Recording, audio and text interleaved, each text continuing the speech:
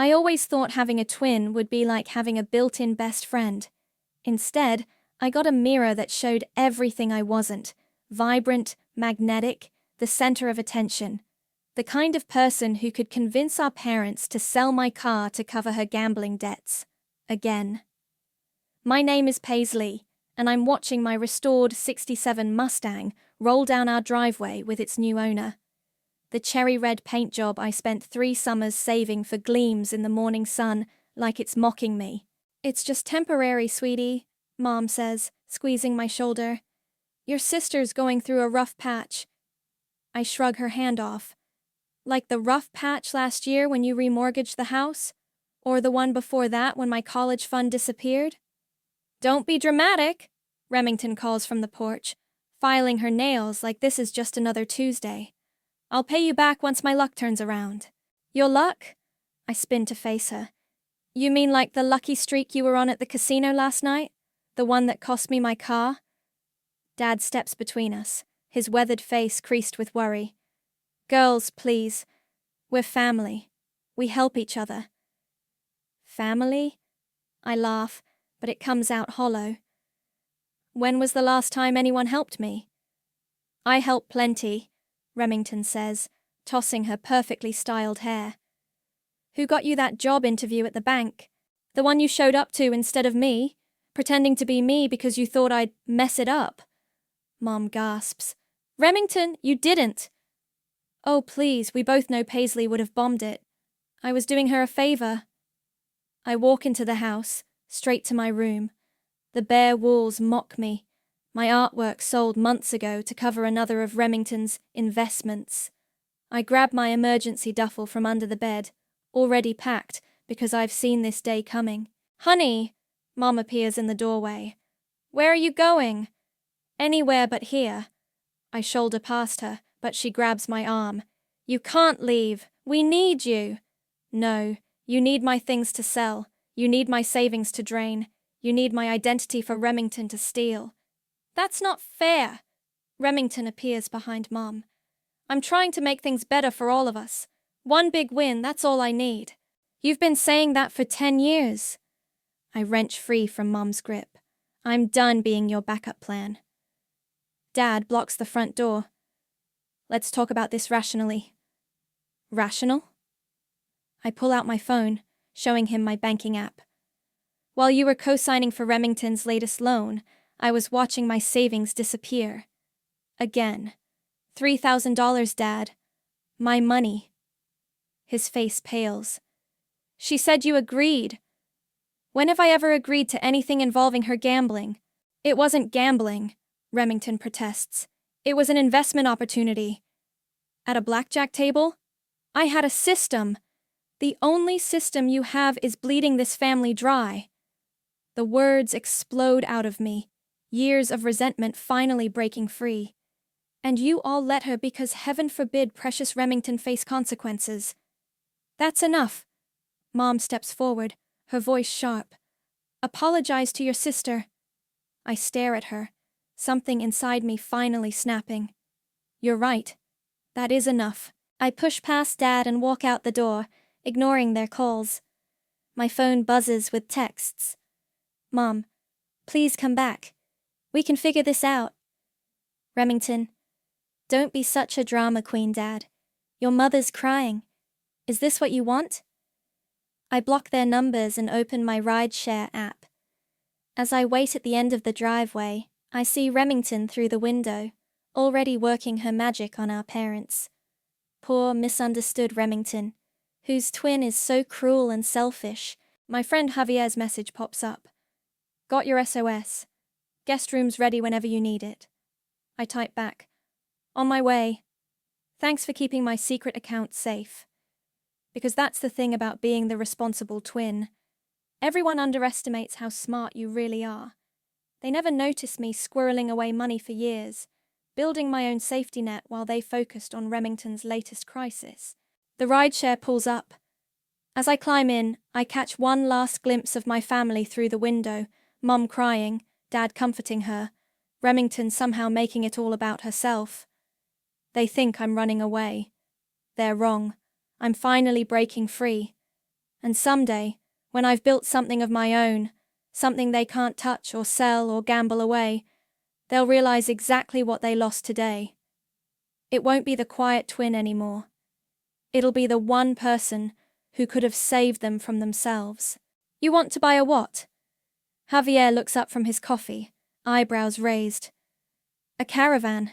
Something vintage I can renovate. I spread photos across his kitchen table. Look, these Airstreams from the 70s are perfect. With some work, they'd make amazing mobile wellness spaces. It's been 3 weeks since I left home. 3 weeks of peace, of not having to check my bank account obsessively. 3 weeks of planning. And you're sure about this whole traveling wellness retreat thing? Javier asks, studying the photos. It's not exactly a conventional business model. I pull up my laptop, showing him my research. That's exactly why it'll work. Women are tired of conventional. They want something different, something authentic. Like a reformed doormat twin teaching them how to stand up for themselves? He grins, dodging the napkin I throw at him. I prefer empowerment specialist. I laugh. But seriously, look at these numbers. The wellness industry is booming, but most retreats are stuck in luxury resorts. What if we brought the experience to smaller communities? My phone buzzes. Another blocked message from Mum. I ignore it. Speaking of your specialty, Javier says, noticing my expression. Any word from the family? Just the usual guilt trips. Dad even sent a letter to your office. Yeah, I recycled it. He reaches for his laptop. Now, about this caravan, I might know someone. 2 hours later, we're standing in a salvage yard, staring at a 1976 Airstream Overlander. It's dented, rusty, and perfect. She needs work, the owner Mike admits, but the frame's solid. Previous owner was going to convert it into a food truck before they ran out of money. I run my hand along the aluminum exterior. How much? He names a price that makes Javier whistle. That's steep for a tetanus risk. It's steep for someone who knows what they're looking at, Mike counters. This model's rare. Plus, it's already got some of the food truck conversions. Water tanks, electrical. I'll take it, I say. Both men turn to me. Just like that? Javier asks. I pull out my phone, showing them my design concepts. This isn't just a caravan. It's freedom. Later that evening, as we're celebrating with takeout in Javier's apartment, my social media pings. It's Elise, a lifestyle influencer I've been following. Oh my God, I breathe, nearly dropping my noodles. What? Javier leans over. Elise Snyder just responded to my business proposal. She wants to meet. The one with 2 million followers? I nod, reading the message aloud. Love the concept of mobile wellness workshops. Very interested in discussing collaboration opportunities. Coffee next week? This is huge. Javier raises his beer. To the quiet twins' revenge. Becoming successful as hell. I clink my bottle against his, but my smile fades as I notice a new email. From Remington. Delete it, Javier advises. I should. Instead, I open it. Pies! Mom's a wreck. Dad's working double shifts to cover the bills. I know you're mad, but this silent treatment is cruel. BTW, heard through mutual friends you're starting some business. Couldn't even tell your own twin? That hurts. Call me. We can work something out. Work something out, I repeat, my voice bitter. Like she worked out using my identity for that loan? Want me to hack her email? I know a guy. No. I close the laptop firmly. I'm done playing their games. From now on, I'm focused on my future. The next few weeks pass in a blur of renovation work. I learn to sand metal, replace wiring, install sustainable bamboo flooring. Every blister and bruise feels like a badge of honor. The day we finish, I stand inside my transformed caravan. The interior gleams with soft lighting and natural textures. Meditation cushions line one wall, a small consultation area fills the front, and the back holds a compact workshop space. It's beautiful, Javier says, admiring the handiwork. My phone chimes, Elise confirming our meeting tomorrow. But there's another message below it, from an unknown number. Paisley, it's Mom. Please. Things are bad here. Remington's in trouble again. We heard you're doing well. We need to talk. I show Javier the message. They found out. Of course they did. The question is, what are you going to do about it? I look around my caravan, my fresh start, my declaration of independence. Nothing. They made their choice a long time ago. Now I'm making mine. But as I say it, something cold settles in my stomach. Because I know my family, and they've never been good at accepting no for an answer. So, tell me why your retreat is different, Elise says, stirring her oat milk latte.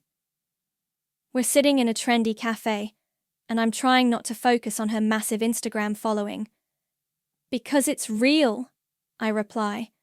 No fake promises, no luxury spa treatments, just honest conversations about breaking free from toxic patterns. She leans forward.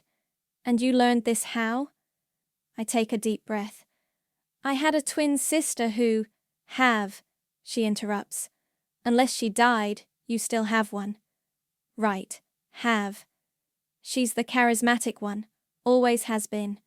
Our family enabled her addiction until there was nothing left to give, including my savings. Elise's perfectly manicured nails tap her phone. Show me the caravan. I pull up photos of my renovated Airstream. Her eyes widen as she swipes through them. This is actually authentic, not polished Instagram perfect, but genuinely inviting. She looks up. How many followers do you have? 12. She laughs. Okay, here's the deal. I'll promote your first retreat. No charge. But I want to document the whole thing, the real stories, the messy transformations. Deal? My hands shake as I reach for my coffee. Deal. 2 weeks later, I'm parked at a lakeside campground, watching women arrive for my first official retreat. Thanks to Elise's promotion, all 8 spots sold out in hours. Remember, Javier says, helping me set up. You've got this. You lived it. The first session starts rocky. Everyone's nervous, expecting some sort of spiritual performance. Let's be honest, I say, sitting cross-legged on a cushion. We're all here because someone in our lives made us feel small, made us question our worth, made us believe we deserved less. A woman in her 40s raises her hand. My husband gambled away our retirement. My mother always compared me to my perfect sister, another adds. My best friend used my credit cards without permission. The stories pour out. Elise films quietly from the corner, but nobody seems to notice anymore. We're too busy recognizing ourselves in each other's words.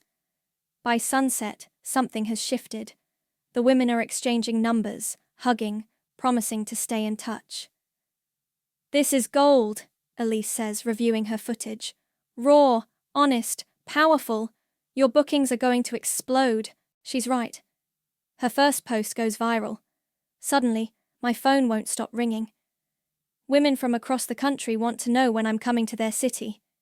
You need to scale up, Javier advises during our weekly strategy call. Maybe get a second caravan. Hire some staff. I want to keep it intimate, I insist. That's what makes it work. Speaking of work, he hesitates. Have you seen Remington's latest Instagram post?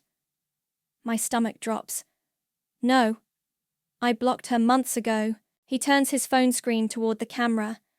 There's Remington, posed dramatically on our parents' porch. The caption reads, "When your twin sister abandons the family and becomes an Instagram guru while you struggle with mental health, must be nice to have no conscience." Toxic family. Chalk mental health. Twins. The comments are brutal, Javier says. People calling you heartless. She's playing victim again. I clench my fists. She has no right. My phone pings with a notification. Someone's tagged me in a post. It's a photo from 6 months ago. Remington at a casino, using my ID to collect winnings. "Isn't this your sister?" The caption reads, "The one crying about being abandoned? Looks like she was happy to use her twin's identity when it suited her." More comments flood in. Stories from casino workers who witnessed Remington's schemes. Former friends sharing tales of borrowed money never repaid. My phone rings. Elise. "Your sister's post is backfiring spectacularly," she says without preamble. "Want to tell your side?" "No," I reply firmly. "I'm not playing that game." "Smart. Keep focusing on your work. Speaking of which, I've got 3 major wellness brands wanting to collaborate." After we hang up, I check my email. Among the booking requests and partnership offers, there's a message from Dad. "Your mother's in the hospital. Anxiety attack. Remington's post upset her. Please, Paisley, come home." I start typing a response, then delete it. Instead, I open my retreat schedule.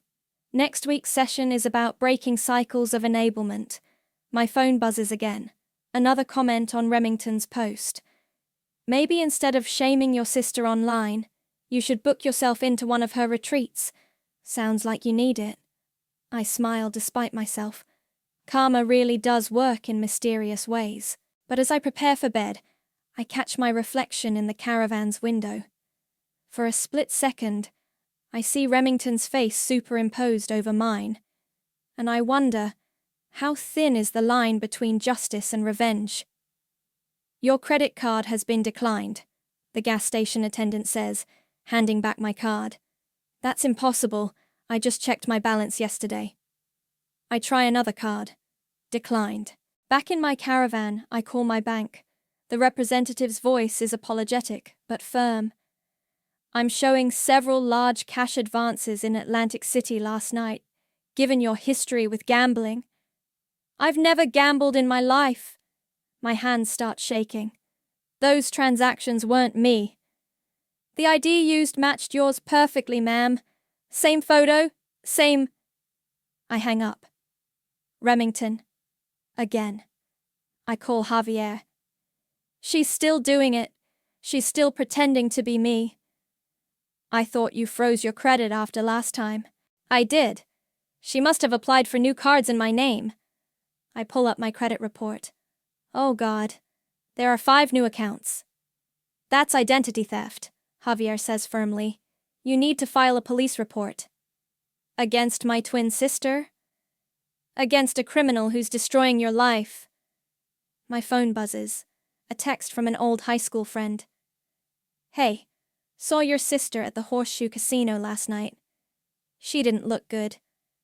Said she was you, but I knew better.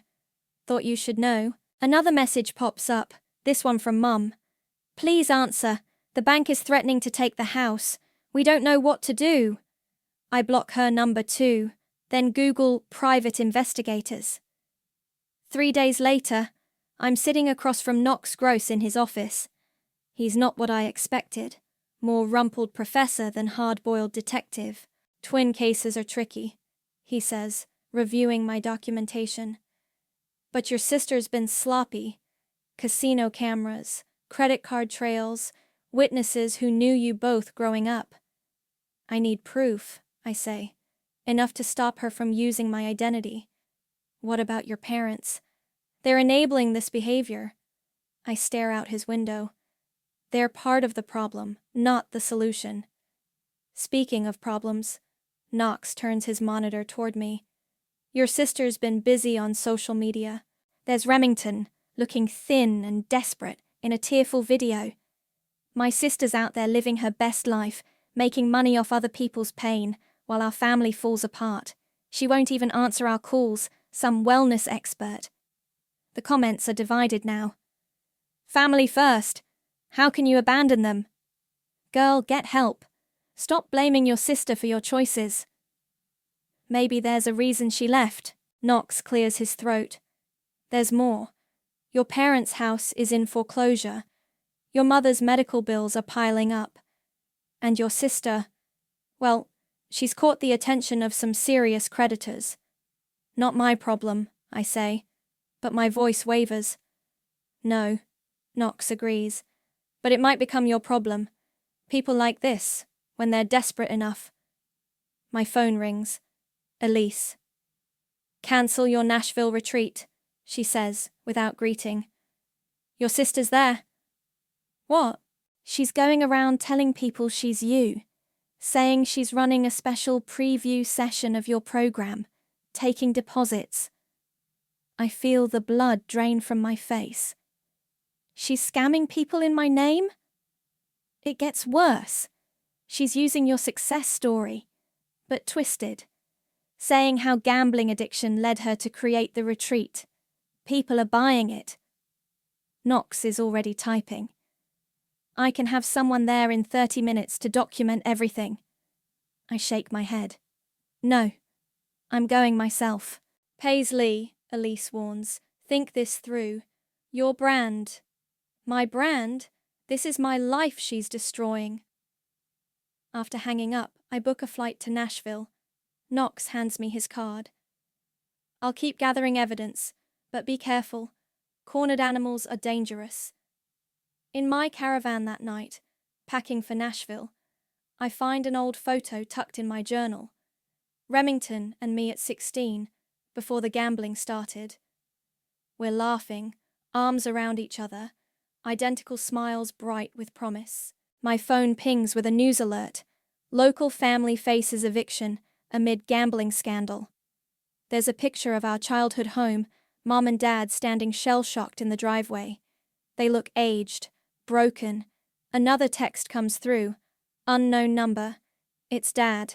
I know we failed you both.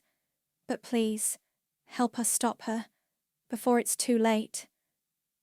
I start to block the number, then stop. For the first time, he's not defending her, not making excuses. Instead, I type, I'll handle Remington. But after that, we need to talk. About everything. Setting my phone down, I look at my reflection in the caravan window. Tomorrow, I'll confront my twin. The sister who stole my identity, my credit, my trust. But tonight, I mourn for two 16-year-old girls who thought they'd always have each other's backs. The Nashville hotel conference room is packed. I slip in the back, watching my sister work her magic. She's lost weight, but her smile is still magnetic, her voice carrying that familiar, confident lilt. My journey from addiction to wellness guru wasn't easy, Remington says, wearing a copy of my signature casual professional style. But that's why I created these retreats. To help others break free. My blood boils. She's stealing more than my identity now. She's stealing my actual life story. Any questions? Remington asks the crowd. I raise my hand. Yeah, I have one. How does it feel to be a fraud? The room goes silent. Remington freezes, her face draining of color as she sees me. Paisley, she recovers quickly. My sister, everyone. She's come to support. I've come to stop you. I walk to the front of the room. Ladies, I'm the real Paisley. This is Remington, my twin sister, who's currently wanted in 3 states for identity theft. Murmurs ripple through the crowd. Someone starts filming. Don't be ridiculous. Remington laughs, but it's brittle. This is exactly what I was telling you about toxic family. Show them your ID, I challenge. The real one. A woman stands up. I already paid $2,000 for next week's retreat. Me too. Same here. Remington backs toward the door. I can explain. Like you explained using my identity at casinos? I block her exit. Or opening credit cards in my name, or stealing from these people. You abandoned us, she shouts, mask finally cracking. Mom's sick, Dad's working himself to death, and you're out here playing spiritual guru. Playing? I gesture to the crowd. I built this, honestly, while you were destroying our family with your gambling. I'm sick. It's a disease. Yes, it is, and you need help. Real help, not more enablers. She lunges for the door, but hotel security is already there. Knox must have called them. These women want their money back, I tell the officers, and I want to press charges for identity theft. As they lead Remington away, she screams, "You're supposed to be the good twin, the understanding one." "I still am," I call after her. "That's why I'm doing this." The aftermath is chaos. Women demanding refunds, reporters asking questions, social media exploding with videos of the confrontation. My phone rings. Mom. "They arrested her," she sobs. "Your own sister. How could you?" "How could I? How could you let her keep destroying lives? She needs us." "No, she needs consequences. And therapy. Real therapy, not more bailouts. We're going to lose the house." Mom's voice turns desperate. "The medical bills—" "Stop!" My voice shakes. "Just stop. You're not calling because you care about me. You're calling because you need something." "That's not fair.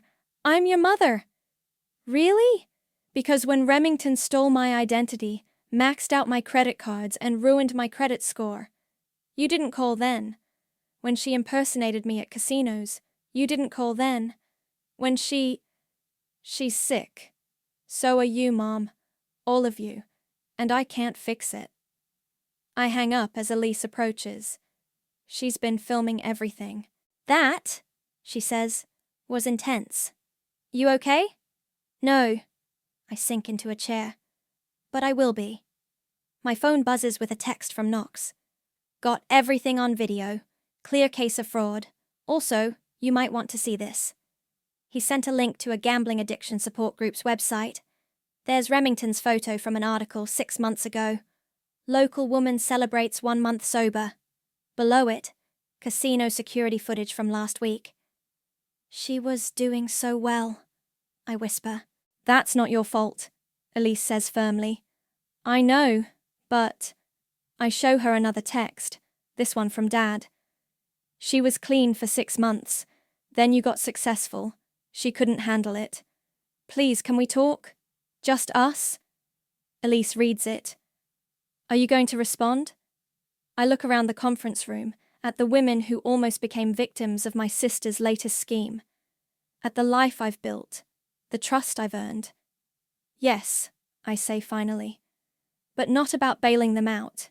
About getting real help. And Remington."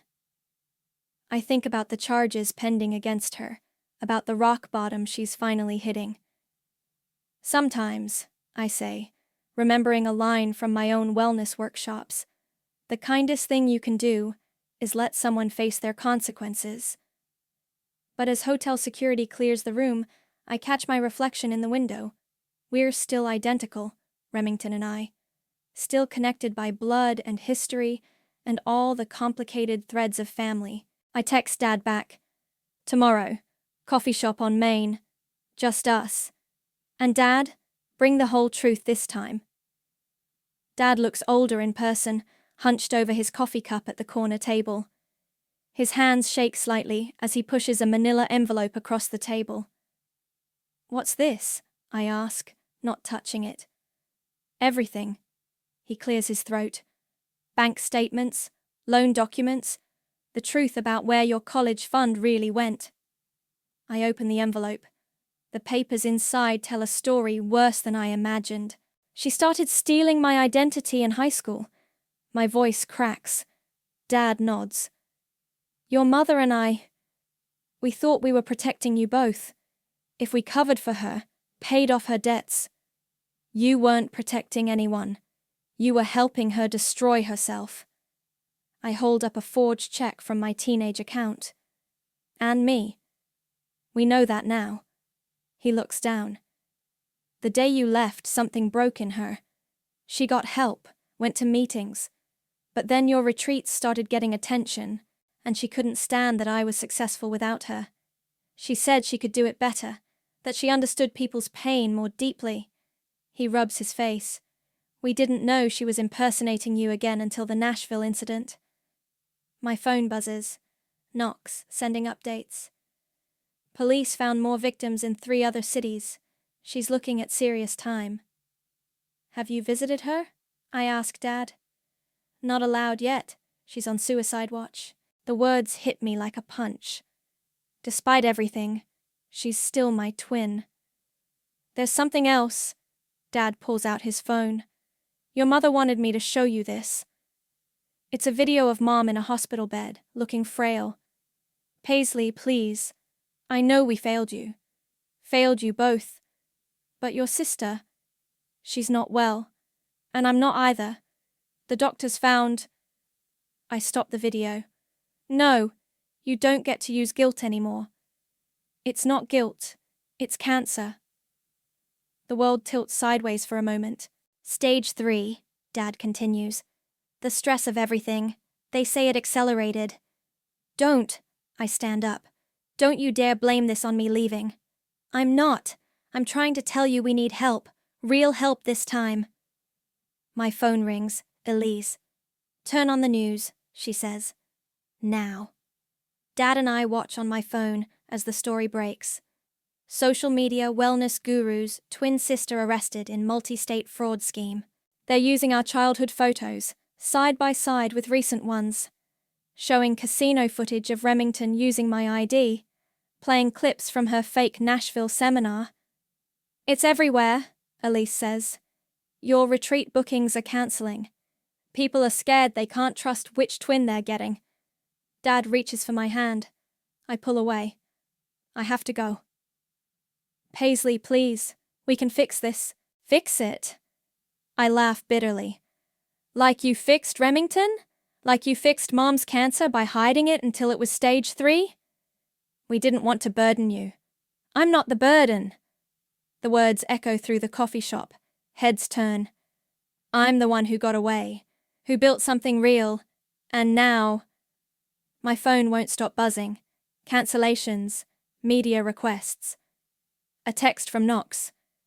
Her lawyer wants to make a deal. Says she has information about your parents' involvement. What information? I ask Dad. His face crumples. We might have helped her get those fake IDs. For emergencies, we said. Just in case. I stand up so fast my chair falls over. In case what? In case she needed to steal more of my life. In case you abandoned us, he shouts back. You were always so independent, so capable. We knew someday you'd realize you didn't need us. But Remington, she needed us. No, I say quietly. She needed boundaries. She needed consequences. She needed parents, not enablers. I gather my things, leaving the envelope on the table.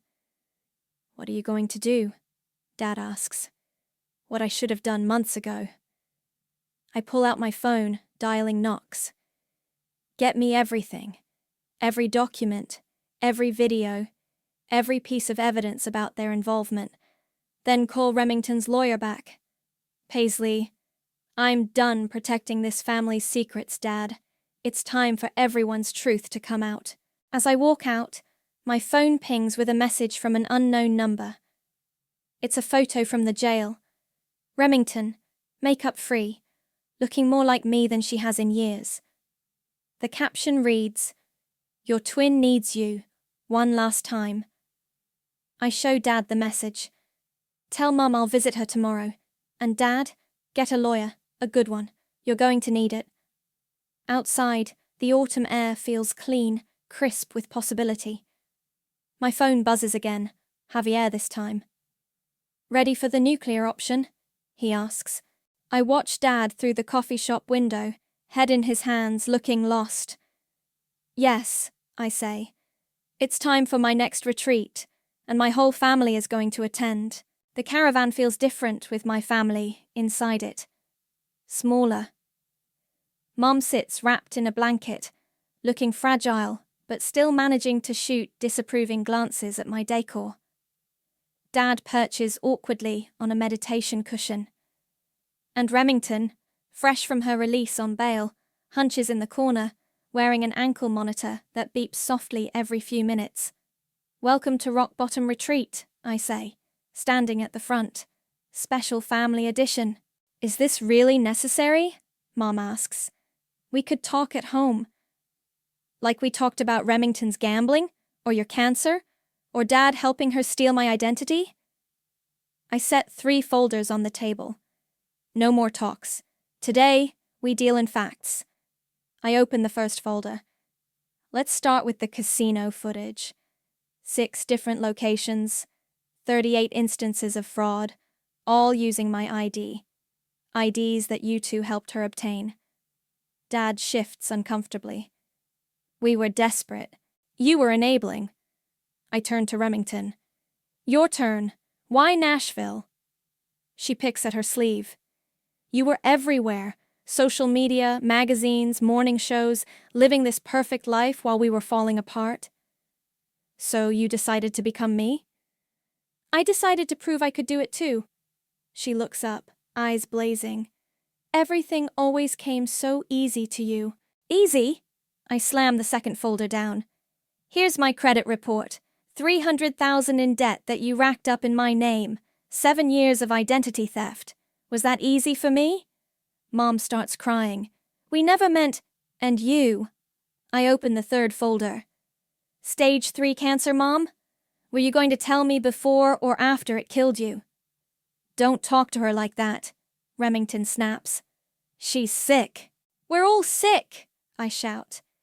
This whole family is sick with secrets and enablement and twisted loyalty. The ankle monitor beeps again, loud in the silence that follows. You're right, Dad says quietly. We all turn to him. You're right, he repeats.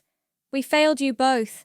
We thought we were showing love by fixing everything for Remington, but we were just teaching her she never had to face consequences. Remington makes a choked sound. And you, Paisley, he continues. We failed you by making you the responsible one. The strong one. The one who didn't need help because you never caused problems. Mom wipes her eyes. I didn't tell you about the cancer because you were finally free, happy. I didn't want to drag you back. But that's exactly what we did anyway, Remington whispers. When I saw your success, I just broke. It was easier to steal your life than build my own. I sit down, suddenly exhausted. Do you know what my retreats are really about? Teaching women they deserve better than what they've accepted. That healthy love doesn't enable destruction. The monitor beeps again. I have a proposal, I say. A deal. They wait. Mum, you'll start cancer treatment. Real treatment, not hiding it. Dad, you'll attend gambling addiction family support groups. Learn what real support looks like. They nod slowly. Remington, I turn to my twin. You have 2 choices. Prison time for the fraud charges or you come work for me. Not as a leader, you'll need years of therapy and recovery first, but as a cautionary tale, sharing your real story, not a stolen version of mine. You'd trust me, after everything. Trust is earned. You'll start at the bottom, minimum wage, living in a halfway house, following a strict recovery program. The monitor beeps. And if I refuse, I pull out my phone, show her Knox's evidence file. Then I let the prosecutors have everything, including Mom and Dad's involvement. Mom gasps. Dad puts his head in his hands. Remington stares at me for a long moment. For the first time in years, I see my real sister in her eyes, not the manipulator she became. Okay, she says finally. I'll do it. The real way this time. We all will, Mom adds, reaching for Dad's hand. Good, I stand up. Because this isn't just about saving our family. It's about breaking the cycle. And sometimes, I look at each of them in turn. Sometimes love has to be tough to be real. The monitor beeps one last time as we sit in silence. 4 broken people in a caravan full of hard truths and harder choices. My phone buzzes. Elise. How's it going? I text back. They're ready. Start filming tomorrow. Because that's the thing about rock bottom. It's not the end. It's just the place where you finally stop digging and start climbing out. And this time, we'll climb together. Not as enablers and victims, but as people learning what real support looks like, even if it hurts like hell getting there. And that's why I'm here today, Remington says into the microphone, her voice steady despite the tears in her eyes. Not as a guru or an expert, but as a warning sign, a reminder of what rock bottom looks like. The retreat participants sit in stunned silence. Behind them, Mom's in her usual spot, knitting between chemotherapy sessions. Dad takes notes. He's become almost obsessive about documenting triggers and recovery strategies since starting his support group. I stand up. Thank you, Remington. Would anyone like to share their reactions? A dozen hands shoot up. This part never gets easier. Watching women recognize their own enabling patterns, their own Remingtons, their own breaking points. How do you two do this? Someone asks. Work together after everything? Remington and I exchange glances. We don't pretend it's perfect, I say. Or easy, she adds. Some days I still feel the pull of casinos. Some days Paisley still checks her credit report twice. But we're learning, I continue, that real healing isn't about forgetting the past. It's about using it, Remington finishes. After the session, Javier helps pack up, while Elise reviews footage for our documentary series. Still can't believe this worked, Javier says, folding meditation cushions. Your numbers are higher than ever. Turns out people respect honesty more than perfection, Elise adds. Speaking of which, Remington, your probation officer called. Said you've been cleared for supervised travel. Remington's ankle monitor was removed last week, but she still checks her ankle sometimes, like a phantom limb. Does this mean I can finally lead my own session? She asks me. Not yet. I'm firm on this. 1 year clean, remember? Worth a shot. She grins, then sobers. Hey, did you see Mum's latest scan results? Tumor's shrinking, Dad calls from outside, where he's checking the caravan's tire pressure. He's become surprisingly handy since starting his new job at the retreat. Maintenance work keeps his hands busy, his mind focused. Mom emerges from the caravan, wrapped in her usual blanket, despite the warm day. Speaking of health, Paisley, when are you going to tell them? Tell us what? Remington's eyes narrow. I shoot Mom a look, but she just smiles innocently and returns to her knitting. I'm expanding the program, I say, opening a permanent wellness center for families dealing with addiction, enabling recovery. Like a real building? With walls and everything? Remington teases. The caravan will still travel, I assure her. But yes, a home base for longer-term support. Using the settlement money? Dad asks quietly. I nod. The casino settlements had been substantial once Knox presented his evidence. Enough to cover Mom's medical bills, Dad's debts, and seed money for the center. I want to help, Remington says. Not just sharing my story, but really helping. Maybe study addiction counseling? One step at a time, I remind her, but I'm smiling. Always the careful one, she sighs dramatically. Fine, but at least let me help design the center. I promise not to make everything pink. Like your bedroom growing up? Dad chuckles. Hey, pink is a power color, Remington protests. Speaking of power, Elise interrupts, the network called. They want to expand the documentary series, focus on other families like yours. Other twins? I ask. Other people learning to love without enabling, to support without sacrificing themselves. She looks meaningfully at Mom. To fight battles together instead of hiding them. Mom wipes her eyes. I just got my hair back. Stop making me cry. We all laugh, but it's tender, real. My phone buzzes. Another retreat booking. The name catches my eye. Remember Angela? I ask Remington. From the Nashville scam? She flinches slightly. The one who lost $2,000? She wants to bring her sister, Says watching our documentary helped her recognize similar patterns. Remington's quiet for a moment. Maybe I should be there for that session. Show them both sides of the story? I study my twin, still looking like me, but different now. Stronger in her own way. Broken but healing. Yeah, I say. I think that would be perfect. As everyone heads inside for dinner, I linger by the caravan. My reflection shows just me now. No ghost of Remington, no shadow of who I used to be. Mom joins me, wrapping her blanket around us both like she did when we were small.